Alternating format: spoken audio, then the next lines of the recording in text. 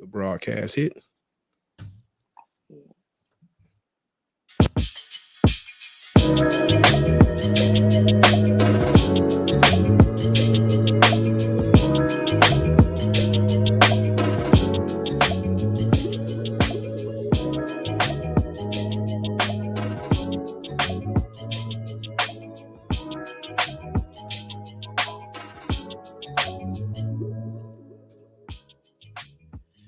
What up, though, my G's? Y'all should know what it is. It is BKA Watts, one half of the Blerds and Clips podcast, right here on the Pro 3 ENT network. As always, delivering a flawless, repetitious intro. Much love. And as always, I'm joined by my partner in crime, sitting right here to my left. Hi there. It's the award-winning Bigatron. And as you see, shit ain't quite the same, my G's. It's not what it usually is. And if you want to know why, it's because there's a third person on your screen and shit. And that's exciting for us because if you know anything about this show, we sing the praises of the Salahuddin clan. And today we have Zuri Love herself in the building one time. I'm about to say, yeah, you better hit them damn nigga, air horns all episode, okay? Shit. Ain't no games. How you doing, Queen? I'm doing good. How are you guys? Fantastic. Tired, black, usually. Great. You know what I'm saying? Just out here trying to do cooler shit than other niggas with podcasts. Hey, listen, I'm right there with you. Not with podcasts though, but I definitely feel you. No, listen, because y'all stay out the podcast game because the niggas ain't gonna pay us no goddamn attention. No, don't say that. It's enough room for everybody. It's enough room for all of us. No, it really is. It really is. Look, I'll be down. A Sherman Showcase podcast. It'd be crazy. Southside Pod.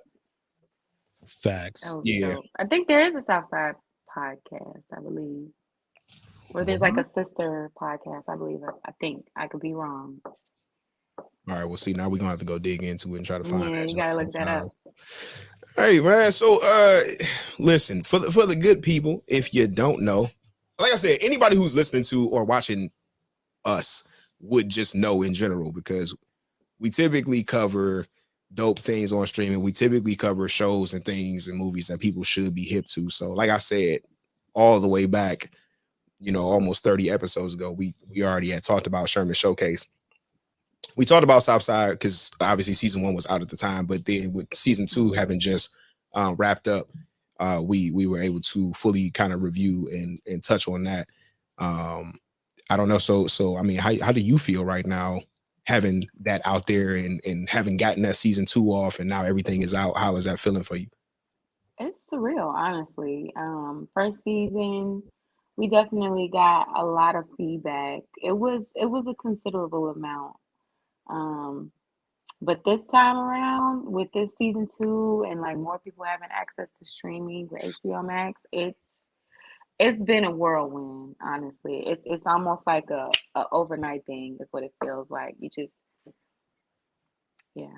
I don't even More really aggressive know than how to season explain 1? it. Yeah, for sure. Like people are now like going to my social media page and like finding me and like, finding not only me, but all of my castmates and all of my other, friends of the show.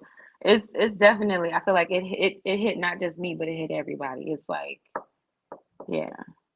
So when you say you got a lot of feedback from the first season, are you saying like in negative context, like you had to make some changes? Oh, no. Like good feedback, positive feedback. We got like rave reviews season 1. I think we got 100% on Rotten Tomatoes season 1. Like we got a lot of wonderful reviews, a lot of wonderful feedback. But it was still a very like cult classic type show, if you will. You know what I mean? Sure. Like because of how it was aired on Comedy Central, like you have to be invested every single week. With the working people in America right now, everybody doesn't always have time for that. But whereas if you have your phone or you can like stream anywhere with HBO Max, like it pretty much gave many more people access to our show. And so I can definitely tell the difference now. Well, absolutely. Thank you for that. I can absolutely attest to that because half of the reason that I even got hip is when you first premiered on Comedy Central, they posted the first episode on YouTube. And that's how I saw it. I kind of downloaded it. I sat on it for a minute. I watched the episode. A friend of mine had told me about the show, but I don't have cable, so I never ended up watching it. See, that's another thing. For the other 9. So until it hit HBO earlier this year. Now, or let me back up. So then the first time I saw you was you started going viral because everybody like on Facebook between us started sharing the Ask and Kente clip. Mm-hmm. So once I saw that, I'm like, okay, what is this show? Somebody else, one of the same friend that actually was hip to Southside told me about it. And so when it hit Hulu, I got to watch it. I talked to him. I'm like, yo, you got to check this Sherman Showcase shit out. Like, I'm like tripping. I'm like, it is absolutely everything that we embody in that sense and love when it's just like intelligent nigga shit.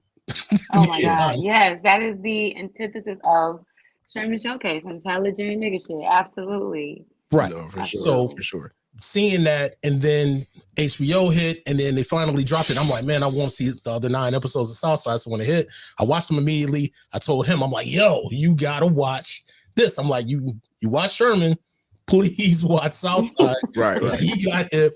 And like, yeah, when you talk about cult following, absolutely, because I have been singing the praises since then, and we keep trying to hit more people to it. We're like, yo, watch the show. Yeah, seriously, definitely. It's coming now. I'm telling you, it's definitely coming now. Like every single day. I personally monitor it based on my social media, and like within a day, I got like 1,000 new followers. So it was like that's nuts. That's mania. Nuts. And the thing is, because it's like it ain't like y'all. It's not like y'all. And when the credits roll, y'all social media handles aren't put up there or nothing. No, it's absolutely like, not. People have to go and like look and find you. And that that to me like speaks volumes, because it's like so many people like you watch this content, you're like, oh my God, I love this person. You love this person so much, you gotta go find out what they do now on a regular basis, how they spend their time online, because that's what we do. We just monitor other people's time online, like so. Right. Yeah, so you got a couple very funny brothers for sure. Yes, I do. Shout out to them. Shout out to my absolutely.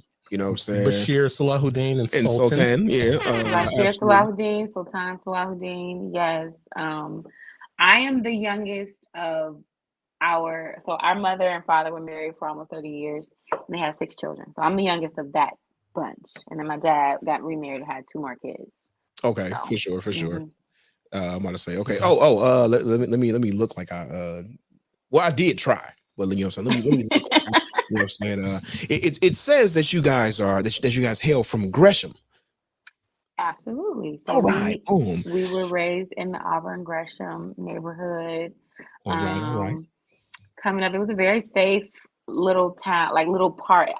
To me, it almost kind of felt like a town within a town, because surrounding us was Inglewood and Chatham and West Chatham. And some of those neighborhoods, they have really nice houses, but they're, some people got to get it out the mud. So we lived around a lot of the perfect term would definitely be like hood adjacent.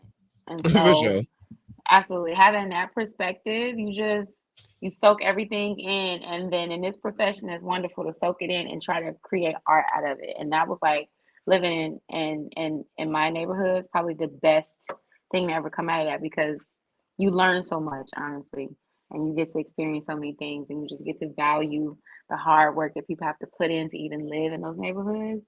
So, but yeah, my 2 oldest brothers, they got together, they wrote Southside. My oldest brother wrote Southside, and then he gave it to Bashir, and then it was kind of like, and then Bashir and his writing partner Diallo Riddle, shout out to him too. Michael Blyden, who was the director, and Chandra, who's Bashir's wife. Like all of these amazing minds, Will Miles, Langston Kerman, who else? Bennett Walsh. I'm trying to think of everybody. Alicia. I'm trying to think of everybody who's in the room. But like all these wonderful people came together like to bring this show to life, and it's so good. It's so good. It's my favorite show. I feel you. I definitely, I wonder, because I mean, when you got, you got people who are, you got a whole cast, you got a whole situation, everybody got to play their parts. It makes you wonder how each person kind of got involved or got into the fold. I like for myself personally, everything that I do, I roll with the homies. Yeah. And it's like, if I get an opportunity over here, I'm bringing the homies with me if I can. And absolutely, that's what I like about seeing what y'all have done for sure, was seeing so many people from Sherman Showcase also over on Southside. Let me tell you, it's a whole lot of letting the elevator down going on in my camp, because Bashir and Diallo got, I believe they got Sherman, like the Sherman's deal and Southside around the same time, because we immediately went into filming Sherman's like right after we finished filming Southside. So that whole process, it just made sense. Like we had a successful filming on this set. Like, why not bring over people who are like absolutely dope on this show to come over to this show, because it helps the team in general. So yeah, my experience in Sherman Showcase was absolutely amazing. It differs because Southside is more family than Sherman's, For but sure. it's still family. It's just it's about two different things. It's a very different dynamic. So you're gonna have two different experiences, but they were both positive experiences. Absolutely.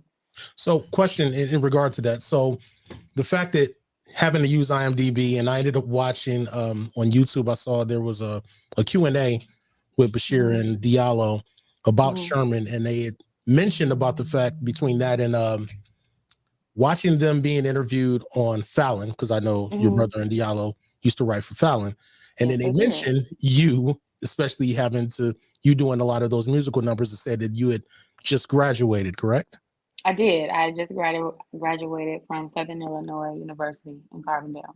Sweet. And then, yeah. I'm sorry. Go ahead. What was your question? No, I was just going to say, go ahead. Please elaborate on that. Oh, no. So I had just graduated. I did like maybe 2.5 years as a sub.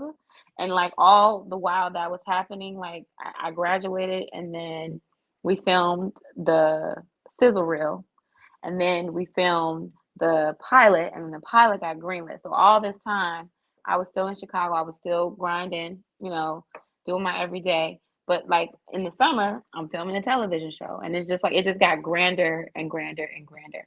And then eventually it was like, well, you need to just move to LA. And so I moved to LA, and when I moved here, they were working on Sherman's. They were in the writers' room. And so they called me in and was like, hey, can you come pitch some ideas with us? I was like, okay. So I go in and I just list off just a bunch of things that I had written down. And the very last thing I say was drop it low for Jesus. And they were like, wait, what? So I was like, drop it low for Jesus. And so they were like, what is that? And I'm like, oh, it's like a song. Keep in mind, they don't know this. I literally had just wrote it down. So when he asked me if it was a song in the room, I was like, yeah. It was not a song at that point. It was literally a skit that I had thought of. But he wanted to be a song, Diallo. And I was like, okay, let's do it.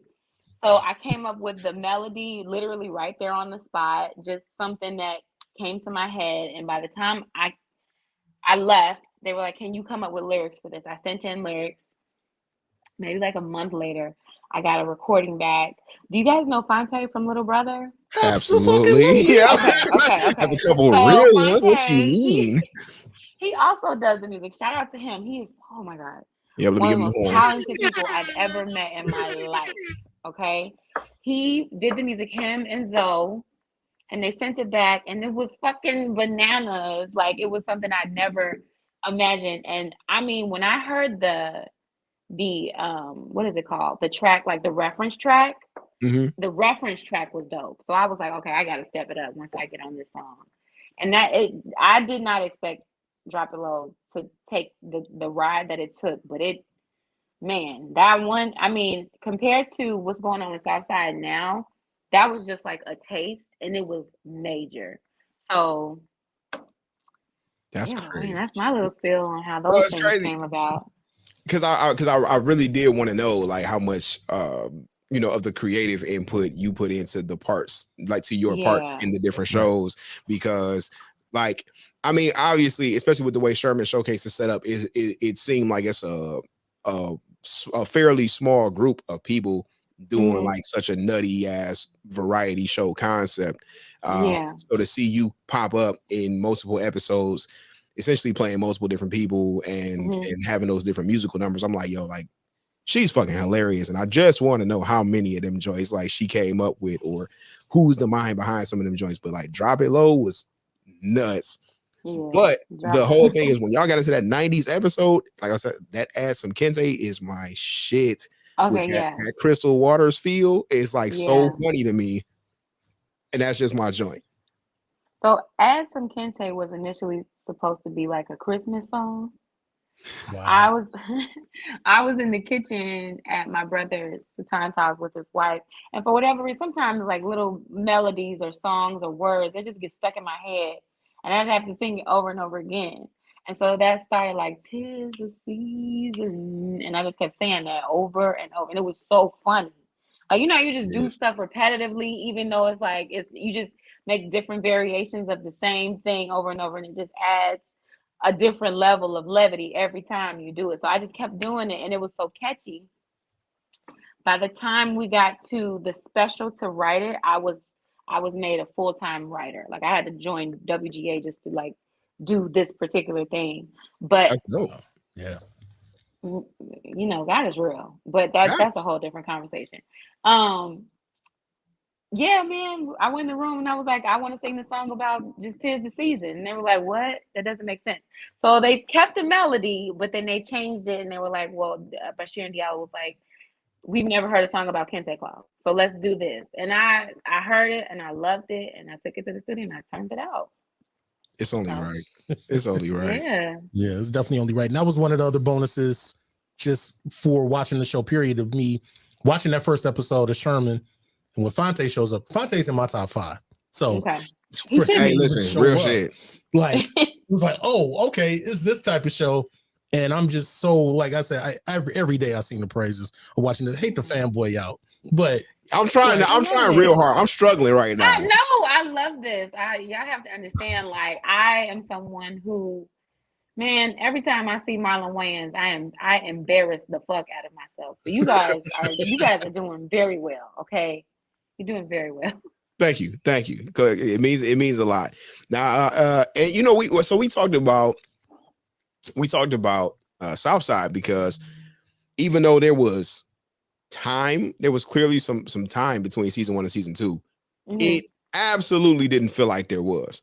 Like y'all picked up everything so on point. It absolutely felt like if you watched season 1 and got to the finale and then turned on season 2, you wouldn't be like, damn, it's been a couple years. Right. That, or definitely not a drop off in quality. That's the main thing that you always expect, is like there's going to be something different. And it just felt like it was just a hiatus, and all of a sudden the other 10 episodes just dropped right after that. What do you think the reason behind that, or is there a special reason of success about why it was able to keep consistent? We're talking about Southside, right? Southside, right. Sherman. As far as the writing. Okay. So I would say there are a lot of talented people, talented and funny ass people in that room. And we always have like a little small room to kind of just refreshing the jokes that we wrote previously, because it was honestly, it was a lot of time in between each one.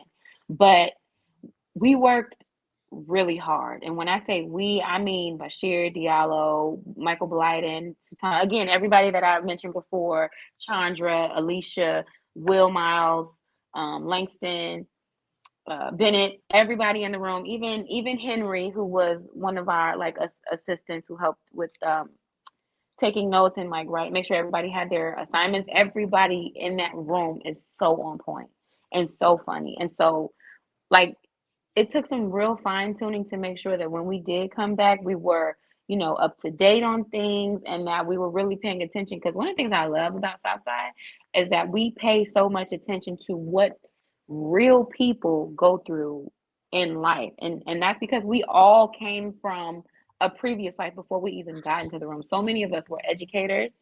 So many of us had jobs where we had to, like my brother Sultan, he was in real estate, but then he also did jobs where he had to like go. I don't remember like exactly what he had to do, but I know he was someone who worked with a lot of people who just dealt with some of the woes of life, right?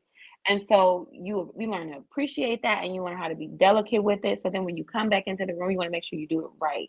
And so there was a lot of research done, and there's a lot of groundwork that goes into that. And so we just make sure that when you come correct and you do it right. And we always freshen it up so that it's up to date and that all the jokes hit and that they punch, and that, when we get it to the people want more and more and more. So, did I answer the question? I hope I answered the question. No, absolutely. No, you did. I mean, because that was the whole thing of just seeing like how the dynamic works and you being able to keep that up. So the fact that it's still the familiarity of you dealing with the same people, family and otherwise, and you trying to keep that up. But I mean, the fact that you're actively working to keep everything up to date, relevant, all of those things, that really matters. But I mean, sometimes it's a quality that's like, it's indescribable anyway, when you're lucky enough to get things to really pop off the way that you do. But, like I said, we obviously appreciate it because yeah. That's such, I mean, there's so much refreshing shitty content out here right now. Listen. Honestly, I feel like Southside for many people is one of those things where you can just watch and just be like, yes, finally. Like there just like how there was a gap in female rap where, Nicki Minaj was like top of all things, and it was just like we love variety, but she it was just her, and she was doing her thing, she was working her ass off. And so now you have other artists that kind of come in. I don't want to say relieve that pressure, because we still love Nicki, we still love all the artists that are out, but they are working hard to kind of like create more of a balance, right? So with Southside, it kind of creates that balance and fulfills that need of people wanting to watch a comedy that is actually really funny and really relatable.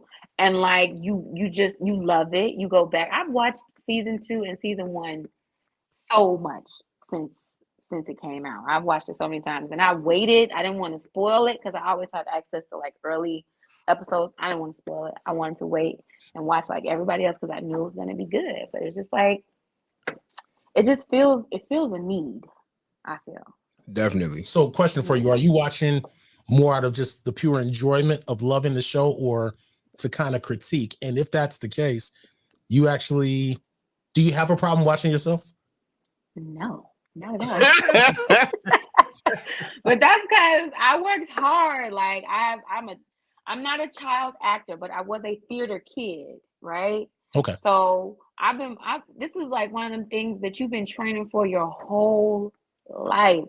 And when you finally get to it and you finally get there and you put your best foot forward, it's hard to not want to see yourself. It's hard to not want to like go watch over and over again, especially when you like, yeah, I did that. Like I've been hyping myself up so much since it came out. Honestly, since season 1.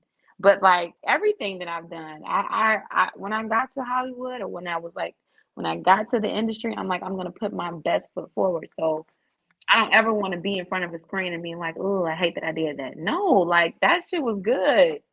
So I feel it. Yeah. But I mean, it's I don't know. So I did wonder and want to know if that was like a thing, if acting or comedy and these things was something that you have always wanted to do, or if it was something that came along later, and if it wasn't, what else was there instead that you had in mind or that you wanted to do for yourself? Yes, I was going to ask the same thing, because I'm thinking, even though once you graduated, I was going to ask, like, was that what you wanted to do, and did it just happen to fall in the right place when they kind of called you up to help with the writers' room for Sherman? So if I have to be honest, acting has been something that I've been low-key running away from. But it's been the one thing that has ever propelled me in any way that I ever wanted to be elevated. And so, again, my mom, she made sure that not only me, but all of my siblings, we were in like after school programs and weekend programs and like theater programs. And theater was the one thing that really, really stuck with me. I loved it so much. And so even when theater was not good to me, or at least I felt like it wasn't good to me, it was still something that was always there. Acting was something that was always there. And so I went to school. I graduated. I was like, okay, well then I'll just be a teacher, because honestly I didn't know what I was going to do, and I didn't think that Southside was going to take off. I just was doing it initially, just was like, well, my brothers are doing it, so I definitely want to do what my brothers are doing because I love my family. Anytime to work with them is like, hell yeah, right? But I didn't think it was gonna, honestly, not because I didn't think the project was good. It's just I didn't realize how hard my brother was in LA, Bashir. I didn't realize how hard he and Diallo were working, and not only in LA but in New York with Fallon. I didn't realize like all the work that they had put in and all the things they accomplished, which created the lane for me to come in and just do my thing, right? So it was something that I tried to initially run away from, but then it ended up being the best thing for me. So if it wasn't acting, I probably would have been a teacher. If it wasn't a teacher, then I would have been like a hairstylist or something in cosmetics. Okay, I'm glad you said that, the fact of the cosmetics part, because I was going to ask you, how much of Stacey is you, or is it an amalgamation of just other people that you've known just coming up? It's a combination. Stacey is like 90% me, and then 10% everybody that I've ever met in my life and encountered on the South Side of Chicago. Okay, because the thing that I would get, because I think I was totally sold, because I think it had to be the second episode when you were with Chandra. Season 1 or season 2? Season 1. Okay. So when you and Chandra went in the hair spot, that was episode 6. 6? That was 6? Yeah. Damn, this shit blends all together, because I watched everything of season 1 like at least 3 times, and I watched season 2 at least twice. But when you took that hair and licked that shit, it was like, yeah, this is the real shit. I'm like, like what the? The direction was to treat it like it was cocaine. Right. So that's what I did. So you had to make sure it was pure. You got it. That's how you got to taste it to make sure it's pure. That's only right. Yes, you do. Yes, you do. People that I mean, the reactions that I got from that, it made me laugh, because I was like, "Oh, that's funny to you." Hey, I was doing what I had to do. That's great. That's great. Yeah, you're right. There was season 6, because that was the Mongolian hair. So when the fact that you're doing that, they give you that direction, if you're getting from Michael or whatever, how much of the show, like especially when you're involved, is improv on your part? Oh my gosh, a lot. My facial reactions, my intonation, all of that is improv, because I think about the situation. It's, to me, it's like being a Chicago girl. I'm a Chicago girl, so it's not hard to be that. You know what I mean? But to drum it up and to overemphasize things, those are like the girls that I used to play with when my mom worked in the Ickies. Those are the girls who lived up the street from me, who are my play cousins. Those are the girls who the around the way girls. You feel what I'm saying? Like these are characteristics from women in the hood that I was raised around. And like I want to make them proud because I respect them and I love them. So hell yeah, I'm a drum it up with all of them in mind. This is absolutely true, because that's part of what I loved about it, is that it feels genuine. Like from the very beginning, the disgusted looks on your face feels so real based on what we, because I mean, even though like so you being from Chicago and in the Chicago area and us being in Cleveland, like there's not much difference outside of certain cultural things like gang stuff in Chicago and then like stepping. I think that's probably very the major Midwest, difference. very Midwest. Right, but all the Midwest stuff is so much the same, and I'm like, it just feels way too real.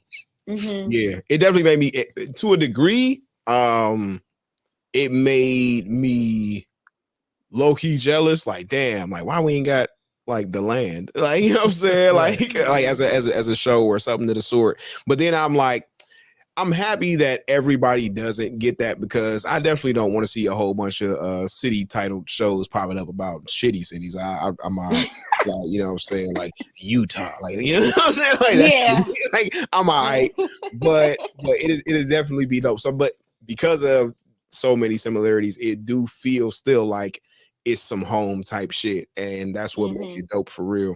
To be able to have that to look to go to laugh at. And I felt like, I don't know what kind of secret sauce was there, or what type of additional herbs and spices y'all put on the pages for season 2. Like season 1 is my shit. I fucks with it. I felt like season 2 was so fucking funny though. Oh man, it I love hit even harder. And that's usually a thing that you don't get, whether that be musically with people, whether it be with film sequels, whether it be as shows go along, they don't usually get better. The second time They either around, yeah. you get lucky if they stay on par, or them shits fall off and eventually get canceled. But this shit Yeah. I felt like was evidently funnier, and that gave me such a positive feeling for what the future could be. Because I'm like, if this shit hit and Yeah. you know, we vote with our viewership, we vote with our dollars, what we want to see more of. If this shit do what it's supposed to do, then that means we get more of this. And I'm dramatically looking forward to that being the case. Right. I love that. That's why I've been pushing the issue, because I mean, yeah, I want more people to get hit. Because it's funny, even like looking at Bashir. Bashir is one of those like, oh, I didn't realize kind of actors, because me seeing him on Sherman, I'm feeling like this is my introduction. Me seeing him on Southside, and then I went back and I'm like, oh shit, he was in a whole bunch of other stuff that I actually watched and loved. That man got range, right? And the fact that he was in Glow, and I didn't realize it. And I'm like, I love Glow, because Glow, I came up as a kid. I think I'm definitely in your brother's age range. So the fact that when I came up as a kid watching Glow, and then they made a whole show about it, and I watched the documentary before that, it never even hit me watching him on all those episodes. And I'm like, wait a minute, like he sure was in Glow, like he was old girl's husband. And I'm like, all right. So yeah, it puts you on a radar in such a way where it's like it's just undeniable after that certain point. Once I discover you, then I'm just checking for everything you're doing. And but yeah, definitely shout out to you for even having the courage to send this message out. Hey, yeah, look, man, I don't know, bro. Like it was just like I like, bro. I'm telling you. Okay, so listen. Matter of fact, you know what? I'm gonna pull it up on Spotify. I'm gonna screenshot it and I'm gonna send it to you in the DM so you can see. Because no bullshit. When Spotify, like I don't know if you got any of the streaming platforms or whatever, but Spotify give you like your wrap up. Like these are your top songs. This is shit you listen to the most this year. Like Add Some Kente is in my top 10 songs that I listened to this year. Like played the most this year. And you better love Add Some Kente. I love that. Yes. I love that. And then I think I want to say of my top like 30 songs, like 12 are songs from the Sherman Showcase soundtrack.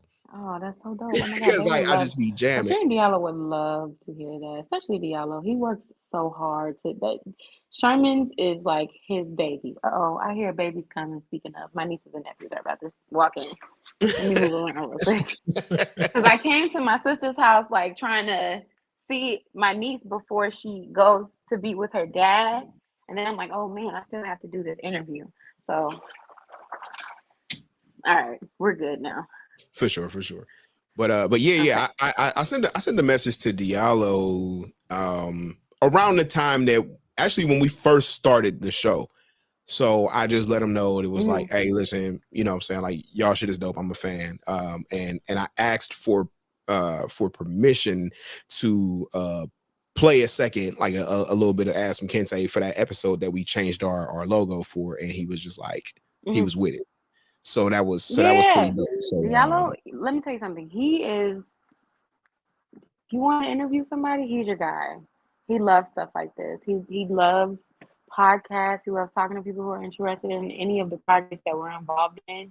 Like he's a hardworking guy, and I'm very appreciative for him and my brother and just everybody. Like, so yeah, man. I mean, I would encourage you to reach out to him and get his perspective, and I'll let him know, like, hey, man, because this shit is dope. You guys' podcast is really dope. And by all means, it would be. Yes. By all means, you're going in and out. I can't hear you. No. So in the same way when you were trying to get away from your niece and nephew, there are children here. My daughter just ran down here. No, go upstairs, man. No. Right. So he was muting because he had to yell. Yeah, because I'm like, no, go upstairs. You know I'm doing my show. Go upstairs. I will be a parent in 20 minutes. Okay. So what I was saying is yeah, absolutely in the fact of like we would absolutely love to speak with them.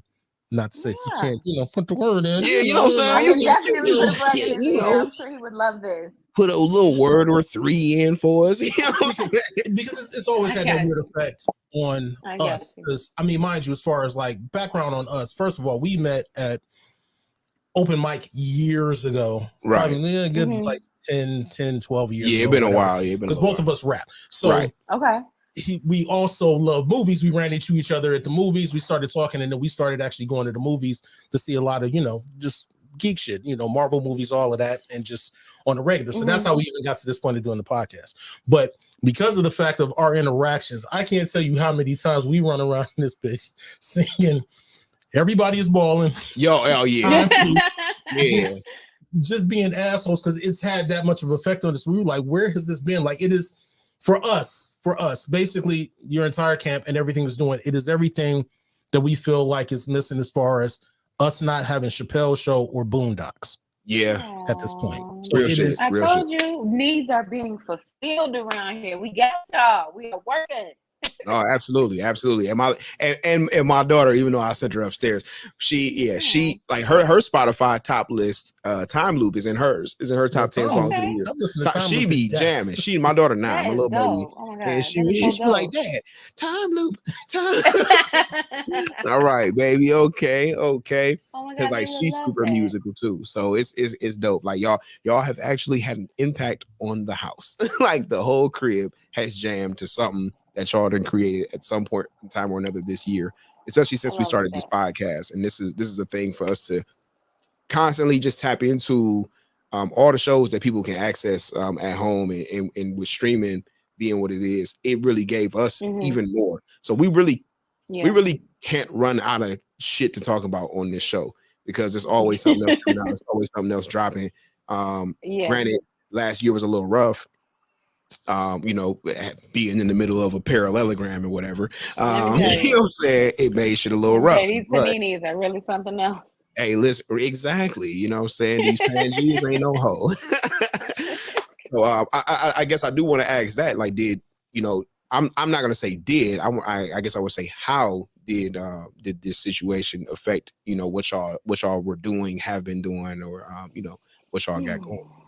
Man, we got hit really hard, just in a sense of airing certain things.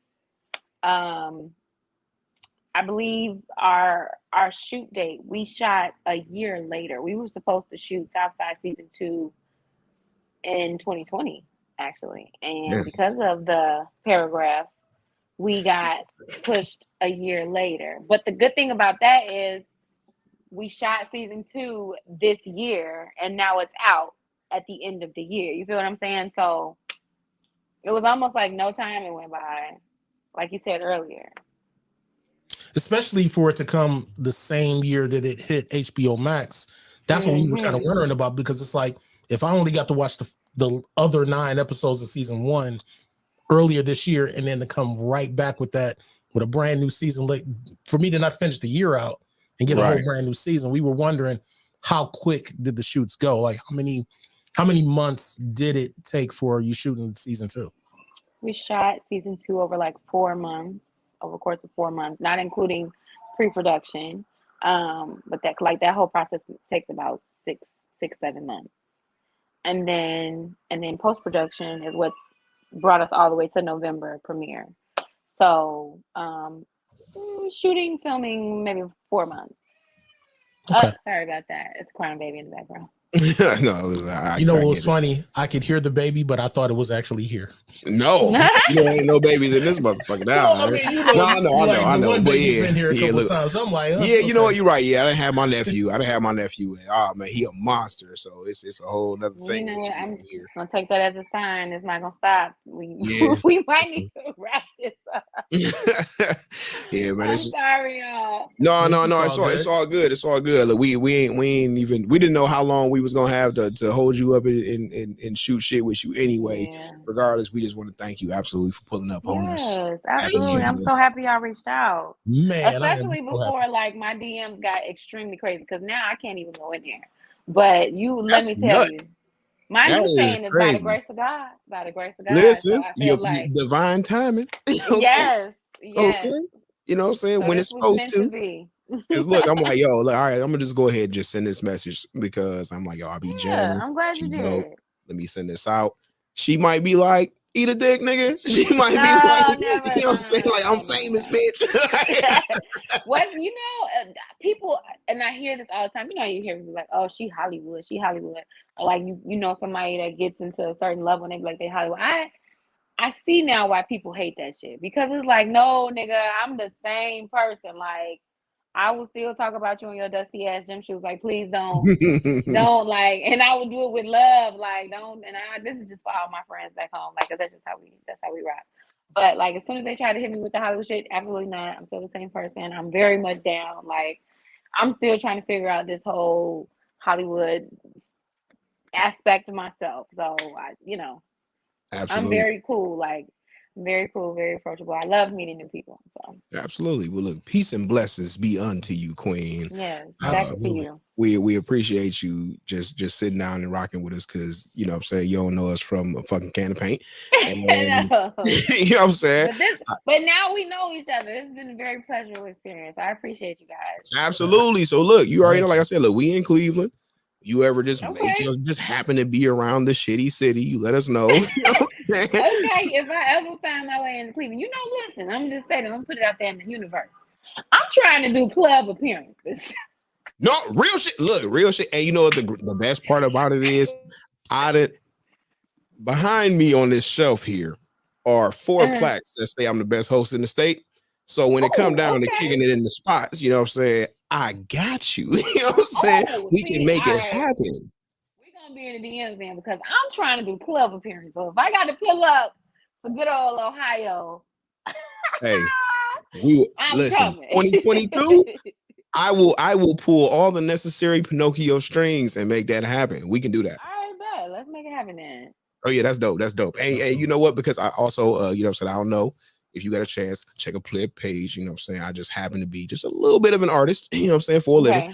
So, you know what I'm saying, I definitely want to put together a piece for you. You know what I'm saying? So I'll DM you about that and get something sent over to you, because why the fuck not? 100% realistic sketches for this guy. I am fairly good. He's that. I was definitely looking at your art. You are. I was looking at your art. I was paying attention. I saw that shit. You know what I'm saying? Listen, you know, look, I can draw anything. I'll say this. You pay very close attention to detail. That is all I will say. You know what? It's the glasses. It's the glasses. I can see real well. Okay. So, you know what I'm saying? I'm just capturing. I'm just trying to capture. That's all. Be accurate. I got you. I see. For sure. Very good capturer. Right. Yeah, you know, I'm out here. So listen, I guess then we will let you go, and you know, we'll probably sit here and talk the remainder of the necessary shit for this show, because we got about 20 minutes left, so we can hit our official hour and then get out of everybody's hair. But we appreciate you tapping in with us. You are the fucking GOAT, and I just want to see you keep on doing incredible shit. And I'm gonna be rooting for you the whole way, and I'm gonna show people this and tell them that we know you. Yes, please send me this link so I can put it on my page so all my followers can see this too, because they need to be on to, you know, we trying to build the Black community. So absolutely, you guys are definitely a part of the culture. I appreciate y'all for real. Thank you. Best show ever. Facts. We out here. One time, anybody and everybody, if you are not hip, make sure that y'all are tapping in. Hit your streaming services. Sherman Showcases over on Hulu right now. You can watch season 1 as well as the Black History Month special on that thing. Go ahead, tap in with that, as well as obviously Southside, which both seasons, you got 2 seasons of goodness, whole 20 episodes to get fed into your eyes over on the HBO Max right now. You know what I'm saying? So before you go, is there a place where they can follow you? Yes, you can follow me on Instagram at Zuri Love, ZURI_LUV. That's my name on all my social media platforms. So I think that's absolutely going down. That's TikTok, Instagram, and Twitter. Those are the 3 main ones that I be on, and Snapchat too. But they're all Zuri Love. Exactly. That's all that matters. Now, I am going to ask for a little bit of potential exclusive. Season 2 of Sherman Showcase is coming out soon. That's all I can say. That's all that matters. That's all all I can say. That's all I need to know. That's all I need to know. That's it right there. Be on the lookout for that. I've been waiting on that. I'm ready. Super ready. All right, so y'all heard it here first. God damn it. One time, shout out to Queen Zuri Love. Hi, y'all. Thank you so much. Thank you so much. Peace, Queen. And boom, just like that, we are back to our usual boring. Exactly. I was about to say solo layout show. That's so fucking much of a downgrade at this point now. Yeah, it's just us, y'all. Sorry. But hi. Hey, what's going on? So that was fly. That's fuck. That is the coolest shit. I'm not gonna say that we'll ever do, but well, at this point, it's the coolest shit we've done. It's definitely the coolest shit we've done so far. But for it sure has every bit of potential to go up.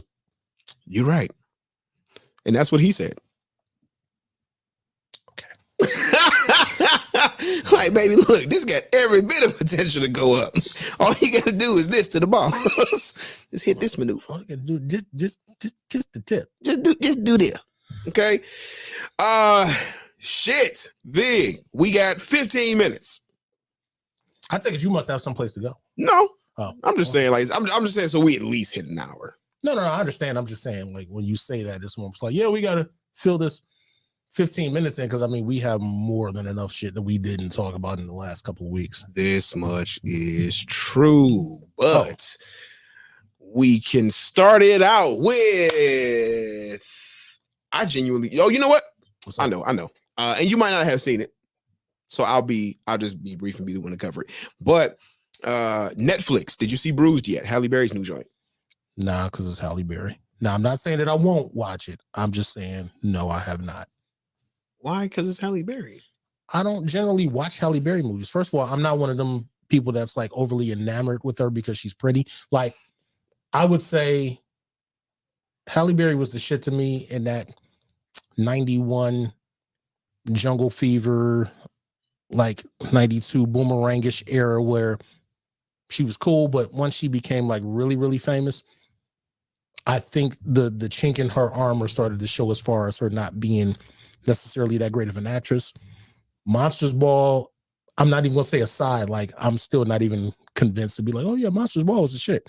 Like, was what it was. So that being said, she doesn't draw me to watch a movie just because she's in it and because she's from Cleveland, like the niggas would say. But she from Cleveland though. Yeah, you gotta show love. You gotta support. You gotta support. No, but you know what though? Hold on, wait, real quick. While we speaking of that though, you famous motherfuckers from Cleveland though, real quick, and granted, this ain't the show for that, but we gotta cover verses just for a split second because Terrence Howard is also from Cleveland, and that motherfucker. Technically, he's actually from Chicago, but he was right, mostly raised in Cleveland, for sure. And that nigga came out for the Santa Claus, right? And this motherfucker came out for 3 6 Mafia against Cleveland. Oh, that nigga can't never come back. Well, not that he was anyway, but right. But my thing is like, see, I'm funny about that kind of thing anyway. Like, I'm not on the Cleveland shit just because of the sake of Cleveland. Like, obviously, I'm from here. I'm here. I'm representing without having to say I'm representing, if you want to look at it that way. So my thing about that is that, okay, I get it, but does he owe it to Cleveland to be like on Bone's side just because? Because again, my whole thing about that is that it's always ironic, or it's the it's basically you doing the whole thing of you're contradicting yourself when you go, yeah, it's about Cleveland, it's about support, and it's like, you ain't get that nigga whack ass mixtape though. You're supposed to be supporting, right? So buy everybody shit, right? But you don't do that. But if it's Cleveland versus some other niggas, you gotta stand on the Cleveland nigga side. I just wanted to call him a traitor. That's all. I just wanted to call him a traitor. That's it. That's fine. And of course, it ain't serious at all. But I just wanted to just bring attention to the fact that he's a traitor ass nigga. Well, them niggas got him an Oscar nomination though. That is true though. What did Bone do for him? I don't know. Stole that nigga's hubcaps. They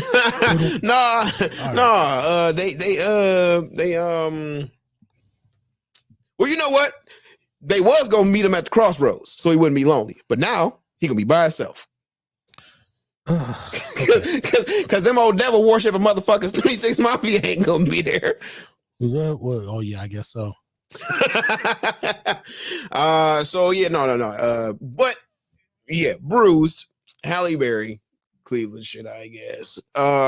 Actually, the movie was fine. I really did actually quite enjoy it.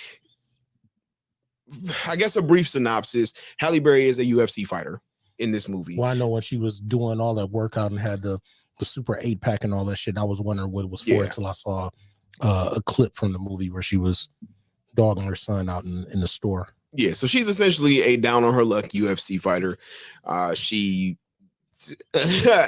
was getting that ass beat up, and she jumps out of the fucking ring. She jumps out the octagon, climbs the cage, jumps out that hole in the middle of the fight, and that shit basically shamed her so bad that she then was bumped out the UFC, and now it's just down on her fucking luck with a shitty boyfriend who's also her manager. And yeah, from there she's just trying to fucking pick up the pieces of her life, which appears to be pretty shitty. And from there, her mother, who is a fucking pill addict and wig saleswoman, pull up on her doorstep with a fucking kid, like, hey, that little motherfucker right there on the stoop, he yours. His daddy got shot in the head, ain't got no daddy no more, so now you got to take care of him. And we pick up from there. Wait a minute, so the daddy had custody? Yes. Okay. Yes. That's about to be like, how you gonna bring me my kid in such a way where I don't know them, but now I understand daddy had custody. Okay. Yep. So apparently, after he was born, so she could pursue her fighting, she said fuck that and abandoned him and left him with his father and went off to go be a fighter. And boom, now here she is with a 6-year-old who don't know her, who she don't know, out of nowhere. Which is not a story that's, wholly original. The kid, the person who ain't got their shit together at all with a pop-up kid on their doorstep all of a sudden. That's not some unheard of shit. But it was interesting to just see how she played that out and from this perspective.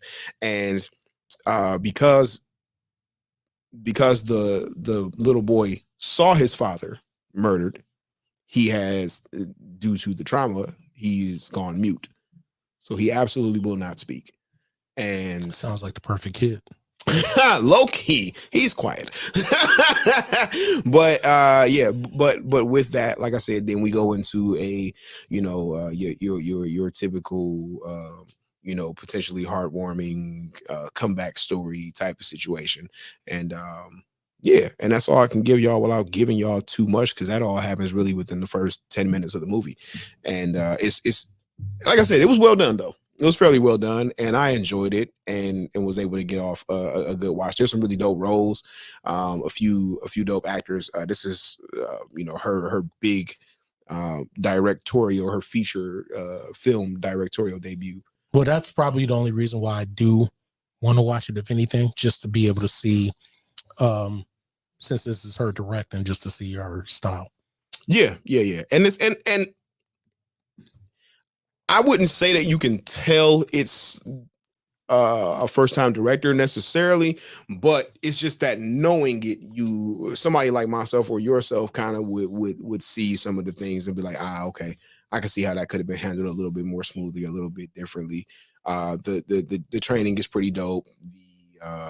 UFC is MMA as a whole is very brutal, and I to date, in the professional sense of getting in the octagon to fight, I haven't really seen that yet.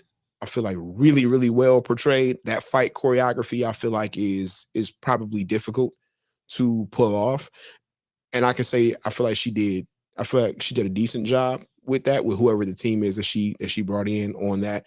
But she definitely got herself in fairly decent shape for it. And I feel like she was low key. She was getting it popping. This is one of her better performances. I can believe that. Yeah. So I enjoyed that joint. So I watched that last night, as well as The Unforgivable, which is Sandra Bullock's new joint that I want to say came out a couple days ago on Netflix. And in that, you just had the estrogen popping, huh? Low key. It was like, fuck it. Like it was right there. It was like, watched Bruise because I heard a couple people say it was good, and then the Unforgivable I hadn't even heard of was one of the suggestions that Netflix offered as soon as it ended, and that was also pretty solid. So there's Sandra Bullock, John Bernthal, not really too many other big names in it. Vincent D'Onofrio is in it as well as Viola Davis. So aside from them, which is actually a pretty solid fucking cast, realistically, just basing on those four alone, though, they are here. She's just getting out of prison. She did a 20-year bid for murdering a cop, and this. And this town in Seattle where she's staying is still essentially treating her like she ain't served her time. You know what I'm saying? They have not. Shit is crazy, right? Yeah, it's crazy. But they still have not let go of the fact that she murdered this cop. So whether it just be general people out in the streets, they know her story, they know who she is. Which the thing is, you wouldn't think that it would be that deep 20 years later type shit. Like, it seemed like that shit so aggressively impacted this town. Because the thing is, it's not even the town that she murdered the cop in. It's not far, but it ain't the town that she murdered the cop in. So it's crazy that this many people like recognize her and know her as a cop killer now that she out in the streets. Because it's like, yeah, you would know. You know, that would be one of the things you would know about it, and people would talk about it, and it'd probably be all over the news and shit. But after 20 fucking years go by and that person get out, it seems like it's just such a fucking target on her back. They're like, everywhere she go, niggas is like, cop killer. Like, it'd be different if it was like she got exonerated or some shit and motherfuckers was like fucking with her, I feel like. Right. But it's been 20 years, and it seems like everybody was just waiting on that bitch to get out so they could like fuck with her. Like, well, not for you, but this is like a pitch meeting moment where it's like, yeah, well, doesn't that seem unrealistic that 20 years later that people will be so angry and or recognize her? Well, then we wouldn't have a movie, sir. So yeah, you got a point. You know what I'm saying? I'm gonna need you to get all the way off my back about this. Yeah, so pretty much, but it's a good movie. It's a good story, and her whole thing is now that she's out, she wants to try to find her little sister who was put into the adoption system, who was put into, you know, the system in general after she went off to prison because her parents, their parents died when they were younger. So she's just trying to find her sister and know that she's okay and see how she turned out, because it's been 20 years. Her sister is now 25. She was 5 at the time that the murder happened. And yeah, so Vincent D'Onofrio is a lawyer who she's trying to hire. Viola Davis is his wife. Think of that family dynamic as you will.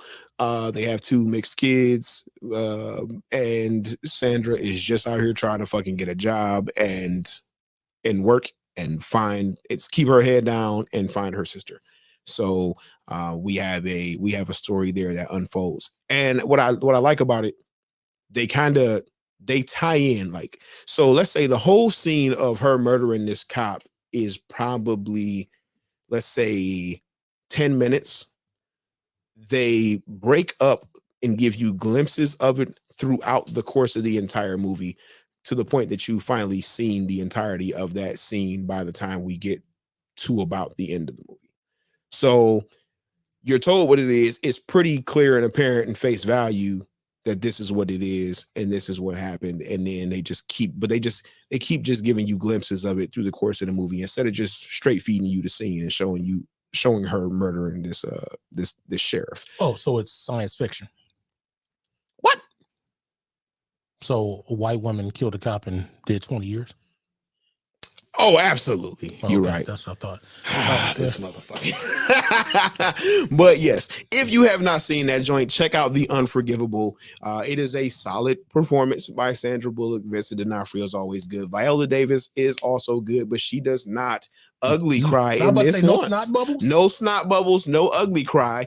And her makeup was on fleek, as the kids say. So she, you know what I'm saying? She wasn't bad in this thing. You know what I'm saying? Sandra Bullock, on the other hand, they made her look ashy and dry. And she's white. So ashy, I don't even know how they achieved that.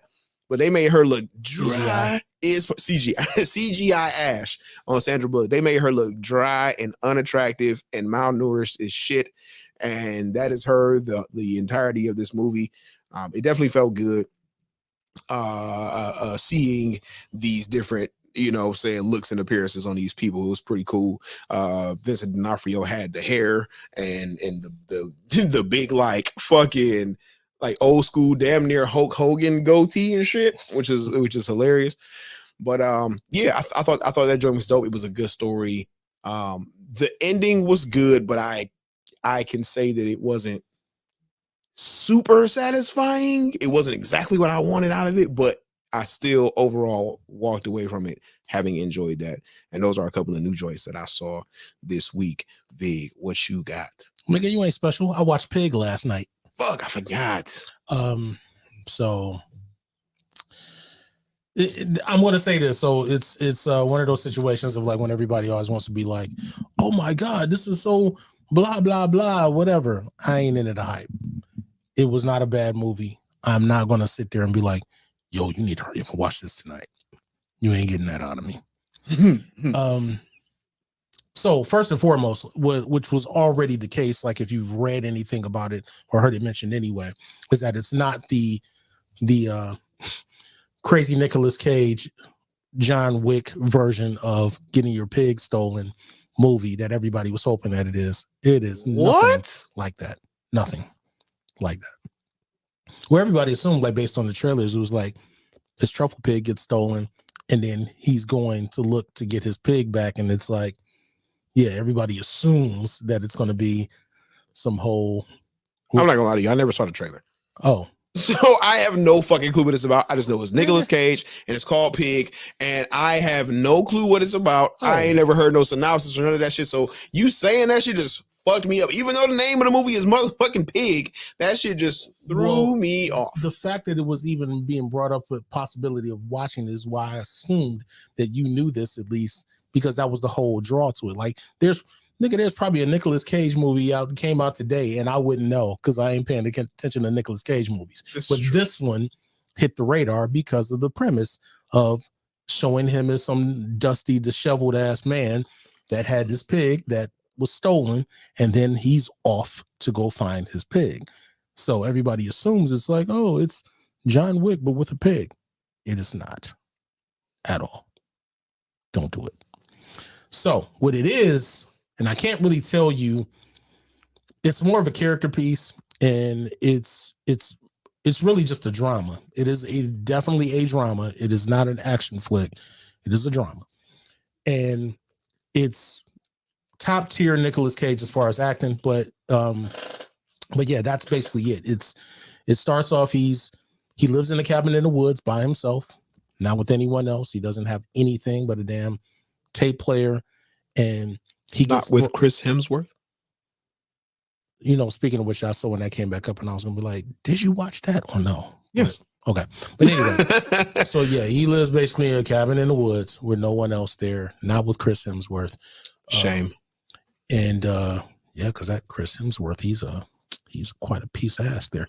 Anyway, so yeah, he goes out every morning with his truffle pig and he digs up truffles, and there's this young guy that comes out in his nice ass Camaro looking like Bumblebee that basically picks up the truffles from him and gives him groceries so he can just be out there and just cook his food or whatever. He's not really asking for money, anything like that. And that's the nature of the relationship. But then somebody breaks into his spot, steals the pig, smacks him around a little bit, and he's like, who the fuck took my pig? And then he's on his way into the city.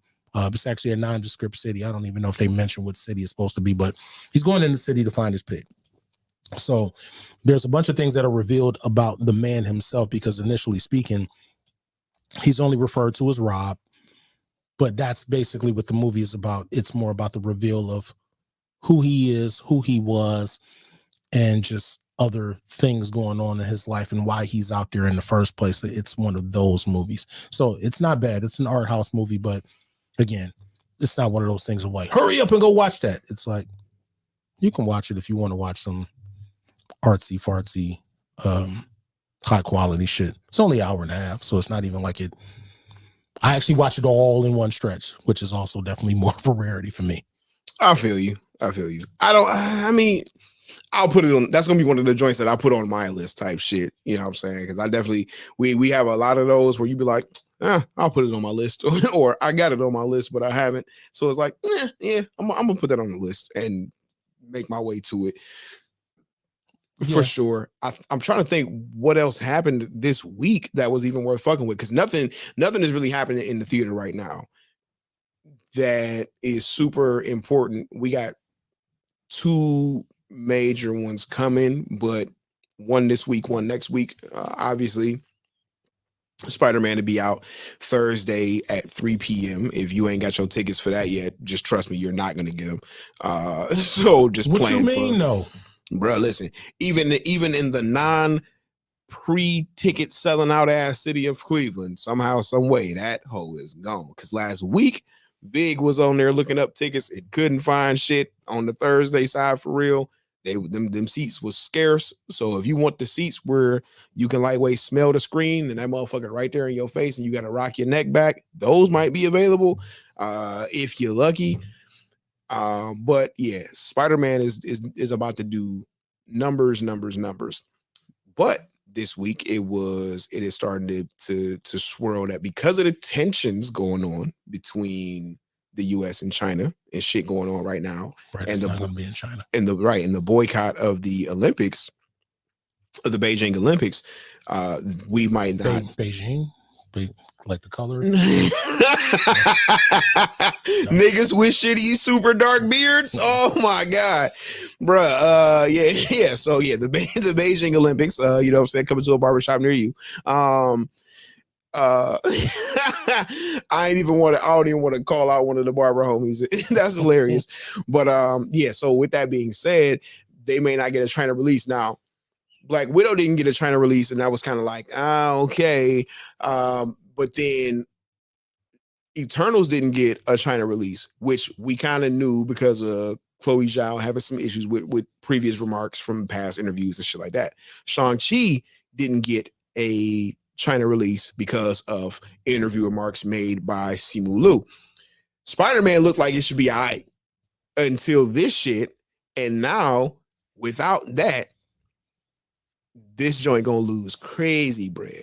And I know you don't give, and I ain't talking about the shit at Pizza Hut, but like, you know what I'm saying? I know you also don't give a fuck too much about white people money, but that's aggressive though. And I'm like, ooh, you know, I'm the box office nigga with it. And I'm like, that's gonna be crazy to not be able to get China just because of sheer volume of people in China as a whole.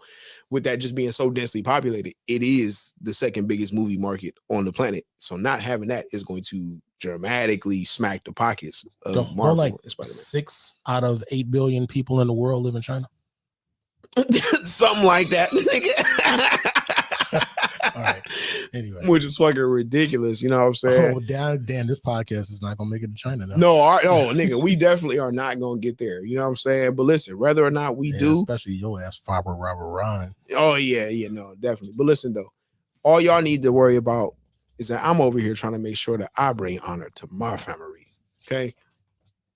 Okay. Niggas ain't shit. That's all you need to know.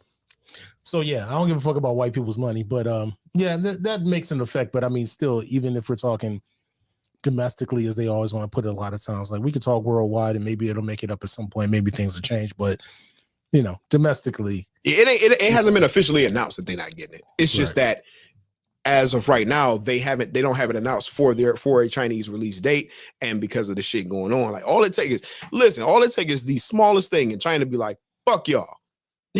So that's how shit can go.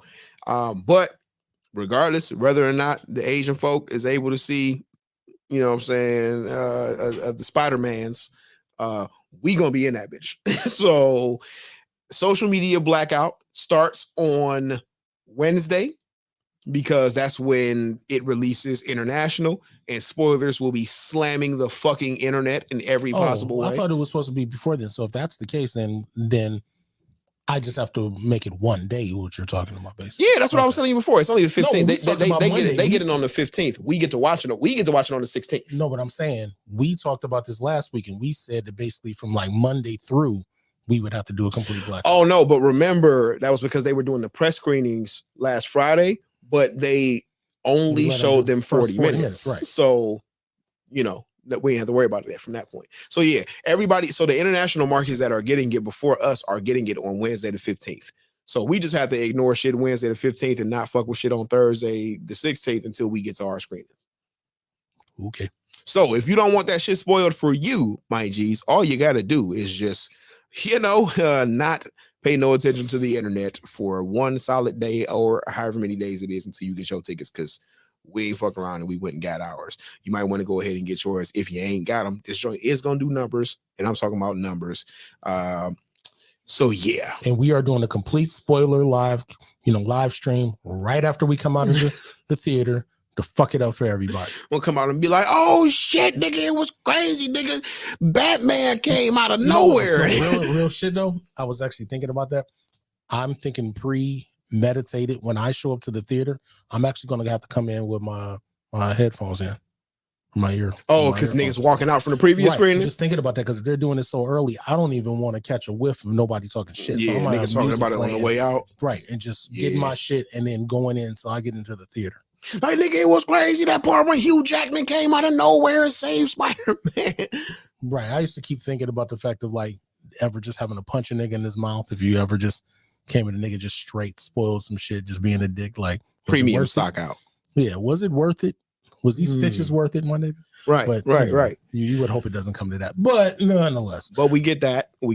So Spider-Man is en route, and then the following week, obviously, Merry Christmas, if that's the thing that you celebrate or whatever. You know what I'm saying?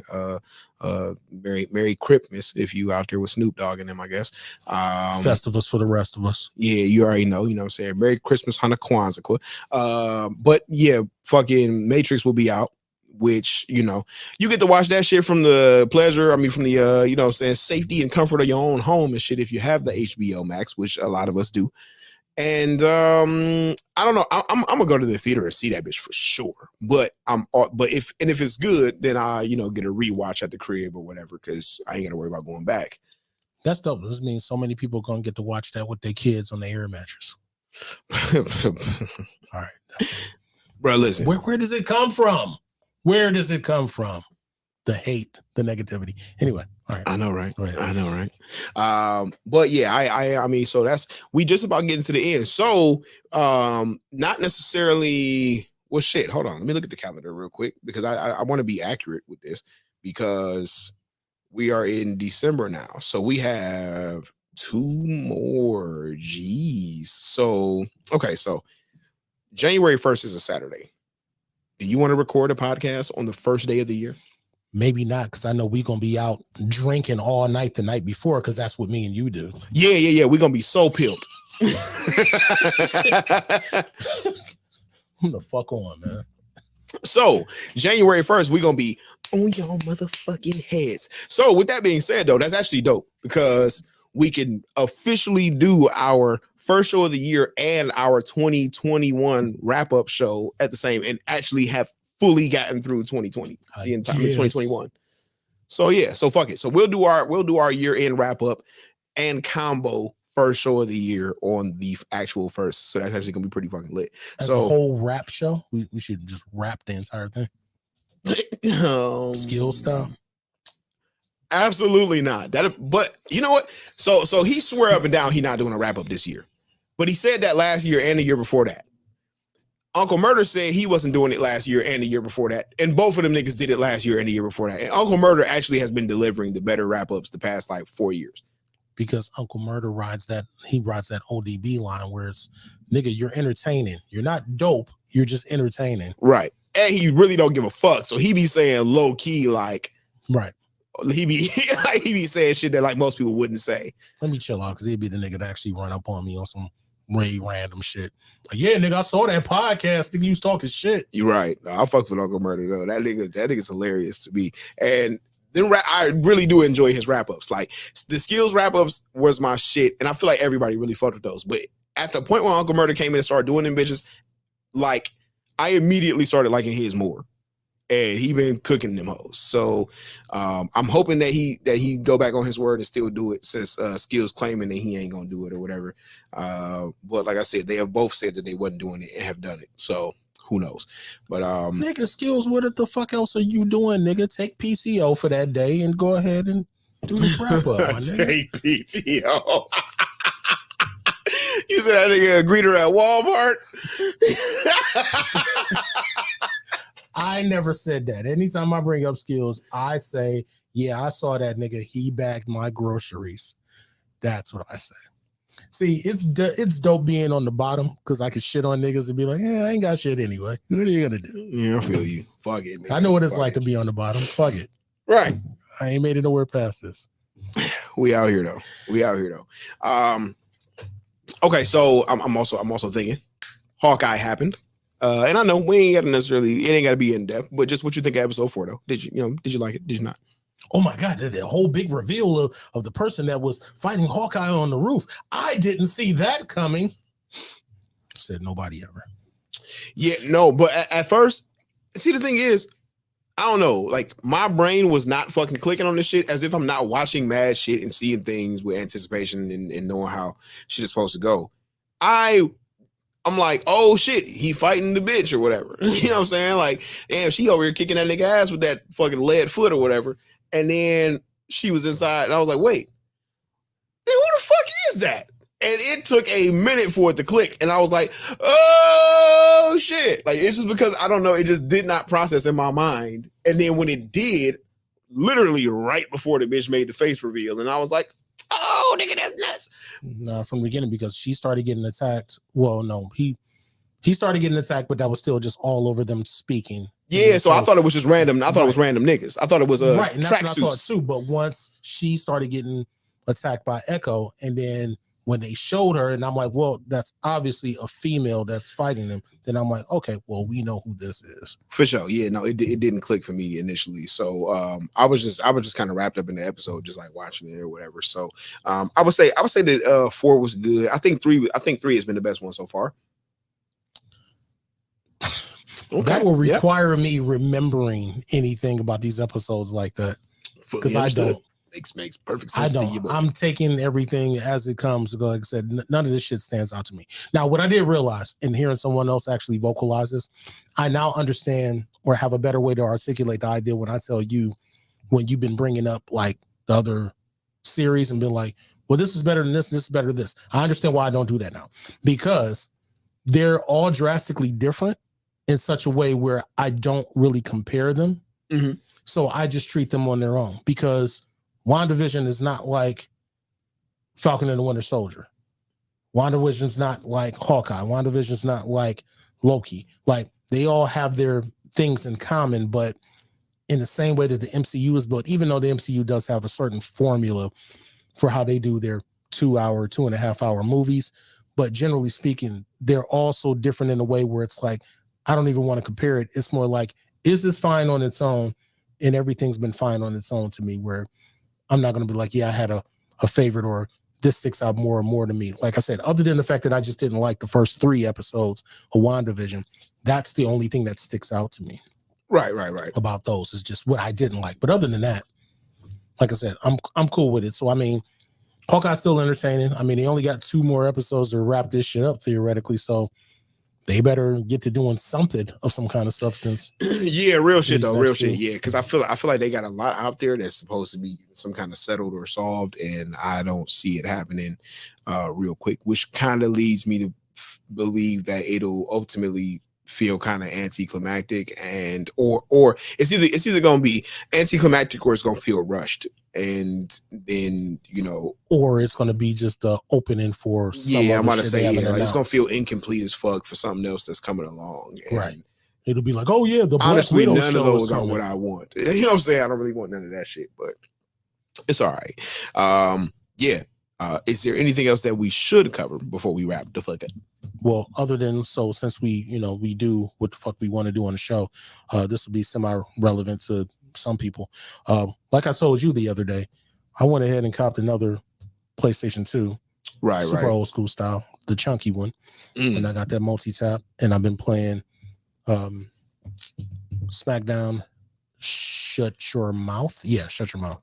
The one with Know Your Role. Yeah, the one with Triple H mainly on the cover. Like I said, that's the one I love because I like the customization a lot better on it.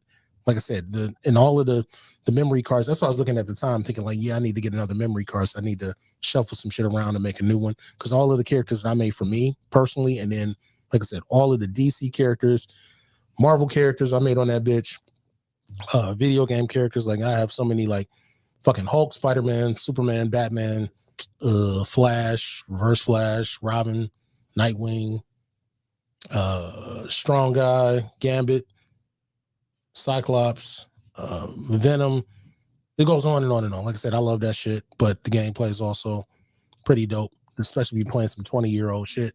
But yeah, we need to get that in. So yeah, for anybody that has never checked that out and you have a working PlayStation 2, yeah, cop those the SmackDown shits before they became the Raw versus SmackDowns and all of the 2K shit. Check that shit out.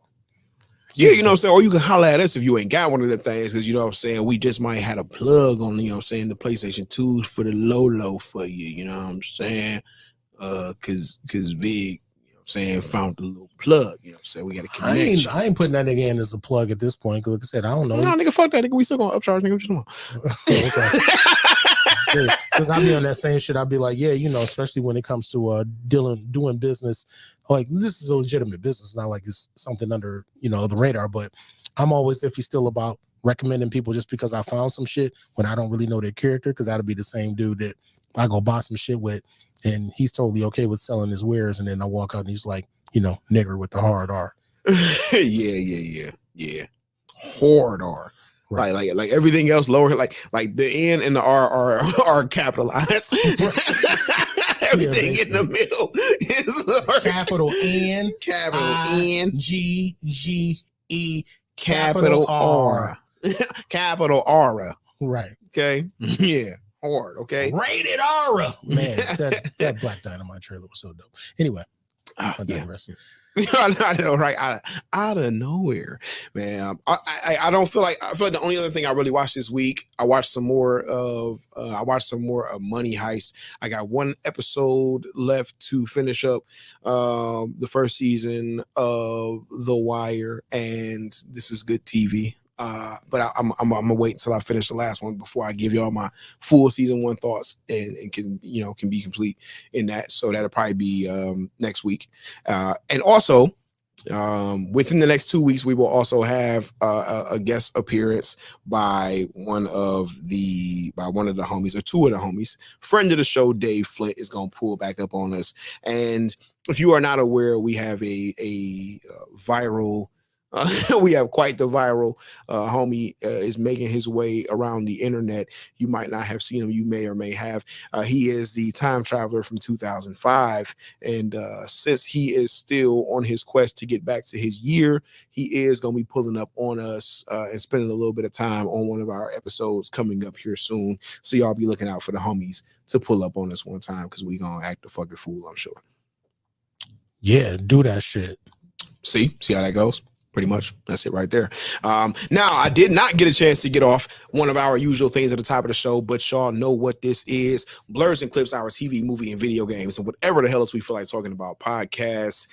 As you see, if you are watching us live, blerdsandclips@gmail.com is where you want to send in your questions, comments, concerns, and show topics to us so we can interact with y'all. But you get even more interaction with us if you tap in live, because we are always going live for you on these here Saturdays, some point in the weekend. You know what it is, but it's the Saturdays though. And you can catch us live on YouTube. You can catch us live on Facebook. And probably most importantly, you can catch us live on Twitch, where you can comment and interact with us, put in your 2 cents on whatever it is that we cover and discussing and talking about. And you can also support the channel 2 ways there. 1, you can follow, of course, and that's free. Now, you can subscribe, which would monetarily support the gang. Of course, you know what I'm saying?